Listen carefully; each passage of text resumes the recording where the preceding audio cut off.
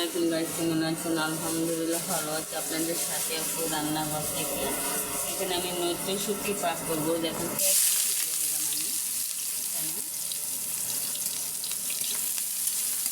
নৈত্য শুটকিতে আপনারা একটু পেঁয়াজ বেশি দিতে পারেন, বেশি না দিলে ভালো লাগে না। একটু পেঁয়াজটা একটু বেশি লাগে। আমি আজকে বেগুনটা পাক করবো, তার জন্য একটু কমিয়ে দিচ্ছি।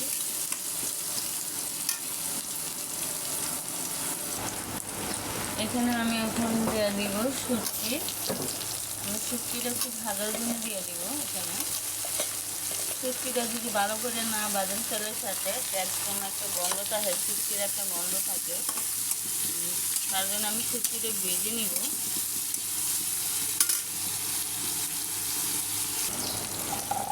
এখন আমি কাঁচামরিচ দিয়ে দিয়েছি এখানে।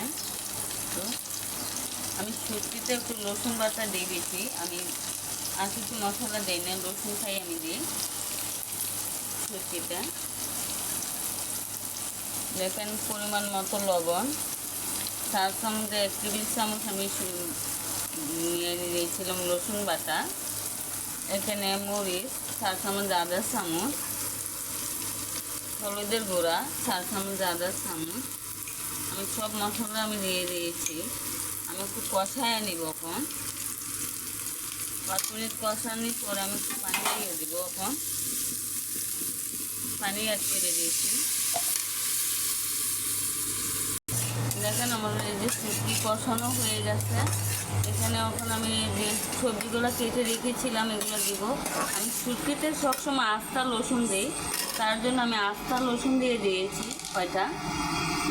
এখন আমি বেগুনটা কেটে রেখেছিলাম, ওই বেগুনটা এখন দিয়ে দিচ্ছি এখানে। দেখেন আমি আরও 2 মিনিট আবার সবজিটা দিয়ে কষায় নিব, তারপরে আমি একটু পানি অ্যাড করে দিব। শুটকি আমার কষানো হয়ে গেছে, এখন আমি পানি অ্যাড করে দিব এখানে। দেখেন আমি পানি অ্যাড করে দিচ্ছি। আমি আর 10 মিনিট আপনাদের দেখে দিব, শুটকি আমার হয়ে যাবে। দেখেন আলহামদুলিল্লাহ আমার শুটকির তরকারিটা কত সুন্দর হয়েছে। এখন আমি গ্যাস থেকে আমি একটু নামায় নিব। দেখেন